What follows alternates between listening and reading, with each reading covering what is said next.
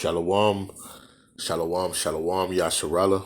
This is your boy, Brother Samuel, back at you with another quick edifying video, right? And today I'm going to be talking about, eating your food defiled, right? And meat glue, right? So first and foremost, I want to give all praises, honor, and glory. I want to say, Kahala Yahweh, Ba'ashem Mashiach Yahushai, Ba'ashem Rakakadash.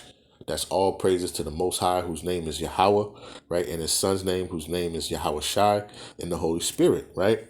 So I was watching this this video by Elder Apostle Tahar, right? And he was talking about like gut health. He was talking about just eating right and doing stuff right. And he mentioned something called meat glue, right? So I was just like, what is this meat glue, right? So I kind of researched it and looked it up, right?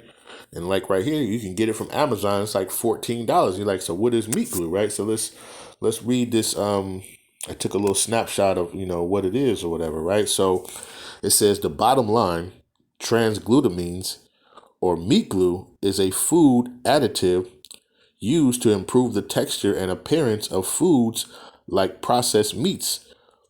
Though major food safety organizations consider it safe, some health risk concerns surround it, including an increased risk of bacterial contamination, right? So this is what meat glue is, right? Let's go down to the bottom where it says what is meat glue and how does it work. It says meat glue is scientifically known as transglutamines, is an enzyme that is commonly used in the food industry. It is basically works as an adhesive, and its primary goal is to glue different parts of meat together to make large pieces. It also is used to improve the textures of meat products like sausage and chicken nuggets. So guess what? If you've eaten chicken nuggets, right? If you've eaten lunch meat, hey, even if you went to a little fancy little steak houses and had a steak, hey, you probably ate some meat glue, man. And you know what it is, man. Right? So, and here in America, right, it's legal, right? Some places I heard it's not legal, but here in America, hey, you can eat the meat glue, right? They ain't gotta really tell you, hey, our meat is glued together. They ain't gotta tell you that, right? You want that steak? You think you're getting a deal? Hey, they're giving you that meat glue, man, right? So let's get into it, right? Salakia,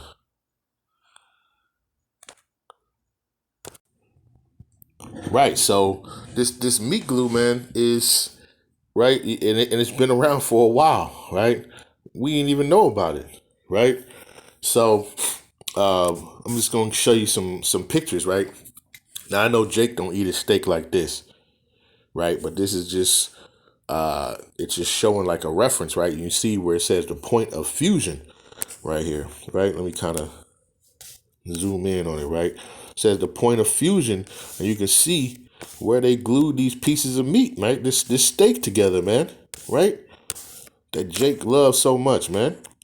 Jake going to the steakhouse to go get him a steak, man, and it's glued together, man. Right? And you can see how when you look at the texture of the meat, how it's different, right? It's going different directions, man.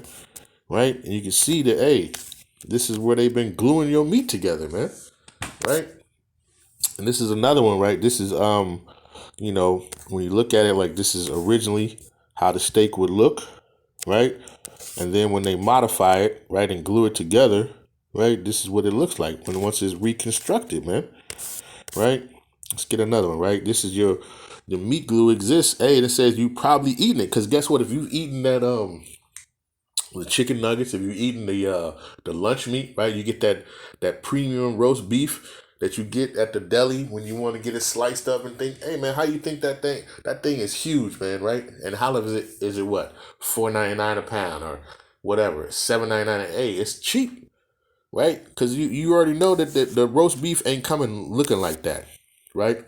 Where have you bought it? You get this big piece of roast beef that comes in a damn 20-pound big ass meat type thing, and they slice it up, man, right? It's because they're using the meat glue right here, man. Right? And I used to work at a grocery chain, man, a large grocery chain, right? And we used to sell like stuff like this, like these little filet mignon, little tenderloins, right? And they used to come in little individual like wrap packages, and they be like real cheap. I'd be like, man, how is you know, especially filet mignon. How is that, that cheap? Hey, guess what? Because they was probably gluing this meat together, man, right? And selling to you and telling you that it's filet mignon, right? It says, is your steak glued together with meat glue, right? So you got that little, filet mignon that you think that you're doing big things with, right? And you get it, hey, and it's probably glued together, man, right? You wondering why you talking about it's tender. Nah, man, it's just because it's the glue done messed up and now it's coming apart, right? So, and that's what we got to understand, right? That here in America and wherever we're scattered, throughout, the Israelites or the so-called Black, Hispanics, and Native Americans, you're going to eat your food defiled, man, right? And you're going to eat stuff like this, man, where you think that you're actually, eating something, of substance and value, and you're really not eating nothing. Like you got this piece of meat right here, man. Hey, and it's just kind of glued together, man. They got little pieces just going every which way, man. Right? And this is right here. This was a little video or clip when I typed in meat glue. It had this thing where they was over here. Basically, this paste is, I think, that powder, and they kind of added some water to it. And guess what? Now he's just brushing it, right? Brushing the glue on, and then he's gonna start putting pieces of meat on that thing and come together, man. And then you're gonna have like a little steak right there, man. Right? This is what they're doing, right? This is what they're doing, and this is what we've been brought to, man. This is why we're in such a low estate, man. Here in America, man, right? We're eating our food defiled, right? And let's get that real quick, right? I'm just gonna go for just a couple of things real quick, right? So let's go to the book of Ezekiel real quick, right? This is the book of Ezekiel, chapter 4, and I'm gonna go to verse 13, right? And it says, and Yahweh said, even thus shall the children of Israel eat their defiled bread among the Gentiles, where I will drive them, right? So this is what we're doing, man. Why we're eating our food defiled, right? If we think that we're eating top premium food here in our captivity, man, come on, man, right? That's just like thinking that when you're in prison that you're getting the best nutrients and food. No, they're not giving you that. They're giving you stuff to sustain you, to keep you alive, man, right? Right? So if you really think, we know that we are in the captivity, right? According to Baruch 3 and 8, man, right? And in captivity, they're not going to give you the best of the best, right? We knew that when they had us in actual chains. Hey, we was sitting there eating damn pig intestines, man, thinking that it's good, man. And now we didn't pass it on through generations, and now it's a tradition, right? You sitting around eating damn chitlins all the time, man. Right? But it says, and Yahweh said, even thus shall the children of Israel eat their defiled bread among the Gentiles, whether I dried them. Right? So that's what we got to understand, man, right? That's why you think it's a McDonald's on every corner, right? A Burger King on every corner, Wendy's, right? All this stuff, man, is just little garbage food, man, right? Well, when you get you eat a McDonald's fry, man, right, and say you drop one, right, you might drop one in the couch. Hey, you go back and you clean your couch one day, you see that fry, and it ain't even changed, man. It's still the same texture, the same look. Ain't no mold on it, ain't nothing, man, right? So you gotta know that something's up, right? We gotta know that something's up, man, right? I'm gonna jump down to verse 17. It says, that they may want bread and water and be astonished one with another and consume away for their iniquity, right? So because, we stop listening and stop following the Most High's law, statutes, and commands, which He gave us, He scattered us, right, throughout the four corners of the earth, right? And now here we are, right? We're not getting the best of the best. He gave us the best of the best in the land of the milk and honey, right? We're gonna bring that out in a second too.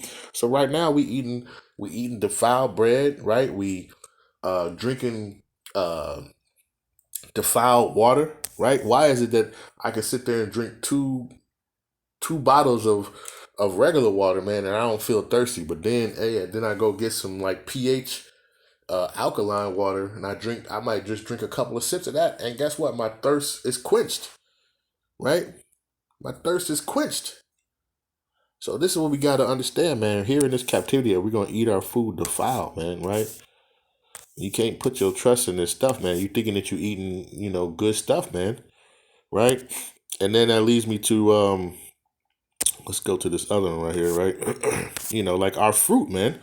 Right? We got this fruit, our fruit and our vegetables, man. Even that stuff is defiled, man. Right? You try to eat right. You try to, stop eating less meat, right? Stop eating less glued meat glue, right? And you try to eat some of the fruit, and then the fruit is genetically modified, right? Or GMO, right? And you see like over here on the difference where you got the little two apples on the left, right, that are genetically modified, right? Then you got the one that's not, right? And this kind of looks like it's all blemish A, but it's probably the best one that you got right there, right? And you look at the GMO versus the non-GMO for the tomato, right? The thing is huge, man, right? And that when I saw this, it kind of reminded me of back in the day when you used to go to Church's Chicken back in the day and try to get a piece of chicken, and that thing looked like a damn turkey drumstick, man, right? And it'd be like two for $2, man. You get two pieces of chicken, two huge pieces of chicken, right? That look like turkey pieces, and then a biscuit for like $2. And you just like, damn, something don't seem right with that, right? It seems too good to be true. Just like that steak that you going out, trying to spend your money on, right? And you thinking that you're getting a good deal on it, right? Because it's glued pieces of meat. It's using meat glue, right? It's that same thing, right? And this is another one right here, right? This is this kind of shows the difference between the real and then the GMO, right? Tomato, right? So this is one, right? This is just a regular tomato, right? No GMO, right? And this is at 10 days, 20 days, and 45 days. And you see 10 days, right, is good. 20 days, it starts to shrivel up, right, and decompose, right, like natural things should. In 45 days, you see that it's kind of just, withering away, right? But then you look over here on these tomatoes, right, which are genetically modified, right? And then these are 10 days, 20 days, and 45 days. And look, they ain't even changed, man. They look damn near better than they did when they first started, man. Right? You know something's off with that, man. Right? It's not decomposing, man. And you eat that in your body. What is it doing? Your body probably can't even break this stuff down because it's not real stuff, man. Right? And then you got like the GMO versus organic, right? Right? You got the organic, right? You got actual seeds, you know what I'm saying, in the actual tomatoes. And then you got just a couple seeds, but then it's mostly just actual like just tomato flesh, right? You know what I'm saying? And let's get this real quick, right? Before we get that right. So we're gonna eat our food defiled here, right, where we're at. But you know, even like with the fruit and all that stuff, man, right? Let's go to the book of Genesis, right? Chapter 1. And let's see, I believe it is 29. It says, the book of Genesis, chapter 1, verse 29, it says, and the Most High said, behold, I have given you every herb bearing seed, which is upon the face of all the earth, and in every tree in which is the fruit of a tree yielding seed. To you it shall be for meat. Right? So the fruits and the stuff, and the vegetables, all that stuff should have seeds in it, right? Because it's seed bearing, right? Which means, guess what? So then those seeds can be planted, and guess what? They'll bring forth more fruit, right? But now you got fruit that don't even got seeds in it, right? Like this tomato, you got tomatoes that ain't even got seeds in it, right?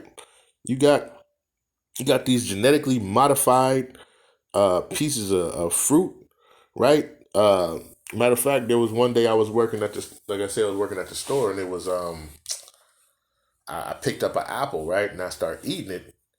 Of course, bought it, washed it off or whatever. But then I start eating it, and I'm like, man, this thing don't. It tastes a little different. Like And I looked at it, and I looked at the package, and it was a damn grapple, man, which is a cross between a grape and an apple, right? And they were selling that stuff, man. They like this right here, right?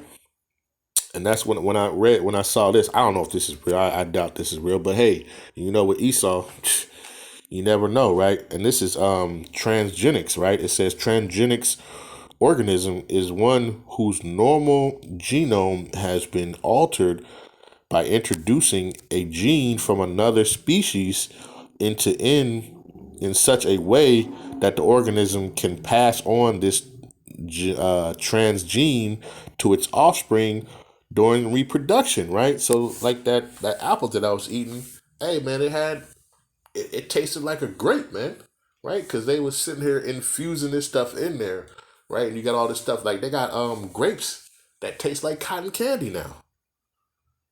They got grapes that taste like cotton candy with cotton candy infused in it, man. And that's what's going on, right? We supposed to be eating seed bearing fruit, right? But now, when's the last time you had a watermelon that has seeds in it? Right? You got seedless watermelon, you got seedless grapes, right? You got all this stuff, man, that don't even have seeds in it no more, man. Right? And it's just off, man. Right? It's off. But that's how we know that, you know, where we are, man. We're in captivity and we're eating defiled food. We're eating we're not this ain't the Ritz Carlton. We ain't living we're in this the Four Seasons, man. We in captivity, right? So we gotta expect this, man, and we gotta understand that, you know, where we messed up and we got thrown out of our land. Hey, where we got thrown out of our land, we had stuff in the land of milk and honey. We had, you know, great stuff, right? Let's get that real quick, right? Let me get that real quick, you know, and I ain't gonna make it too long, right? This is the book of Numbers, chapter 13. I'm gonna start at verse 17, right? Right, and this is Moses, right? They were going to go, this is when the Most High was promising the land of the milk and honey, the land of Canaan, and in that area, right? So it says, and Moses, this is Numbers 13, verse 17. It says, and Moses sent them to spy out the land of Canaan, and said unto them, get you up this way southward, and go up into the mountain, and see the land what it is, and the people that dwelleth therein, whether they be strong or weak, few or many, and what the land is that they dwell in there, whether it be good or bad, and what cities they be that they dwell in, whether in tents or whether in strongholds, right? And it says, reading on to verse 20, it says, and what the land is, whether it be fat or lean, whether there be wood therein or not, and be ye of good courage, and bring of the fruit of the land. Now the time was the time of the first ripe grapes, right? So Moses told the men, hey, go spy out this land, man, and see what it's about, man, right? And bring back something so we can see what it's talking about, right? So I'm gonna jump down to verse 23, and it says, and they came unto the brook of Eshcol, and cut down from thence a branch with one cluster of grapes, and they bare it between two upon a staff, and they brought of the pomegranates and of the figs, right? So when they went out to go spy the land, and they found some a vine of grapes, right? It was so big that two people had to carry it. A one cluster of grapes, the two people had to carry it on a stick. That's how big this stuff was, man. Right? And it wasn't no damn seedless grapes, right? That you get now at the store, right? So, this is what we got to understand, that we, in this captivity, in this land that we in, man, we eating our food defiled, man. We eating our food defiled.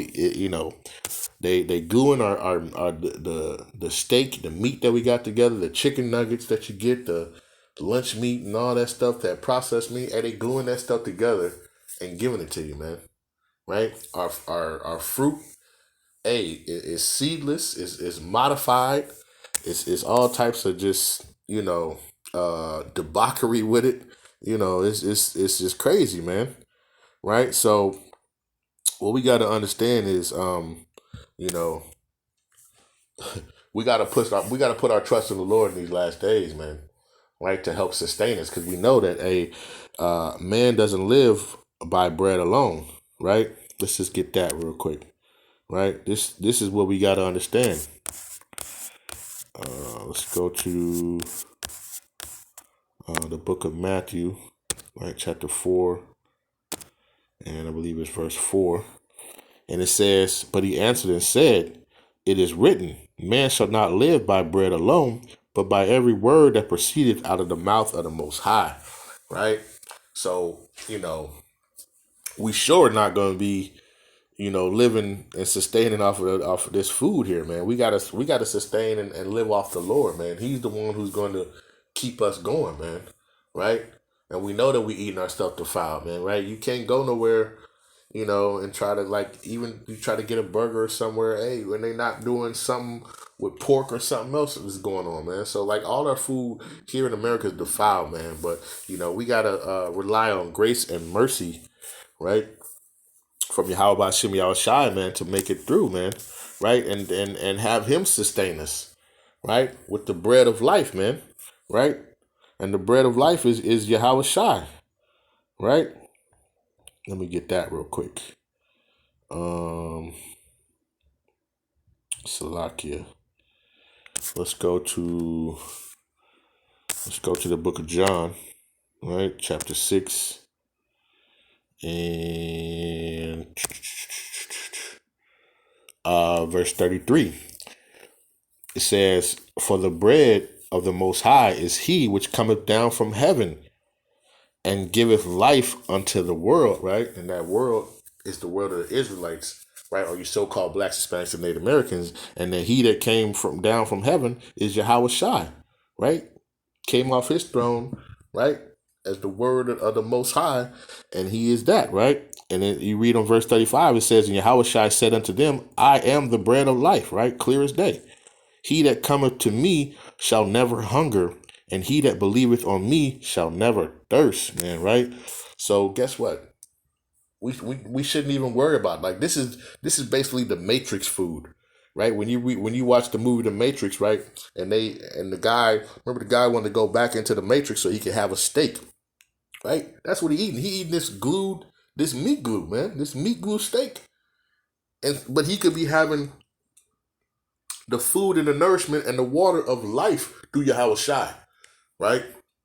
So that's what we really want to obtain, man, right? This food here in captivity, hey, we gotta know what we gotta expect of what it is, man. We already know of what it is, right? And when you're in captivity, you're not gonna get the best of the best, right?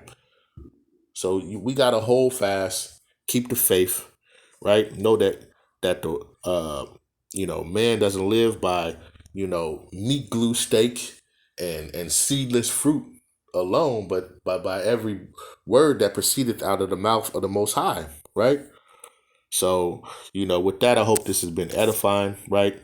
I want to give all praises, honor, and glory. I want to say, Kahala Yahweh, by Hashem Mashiach Yahushai, by Hashem Kakadash.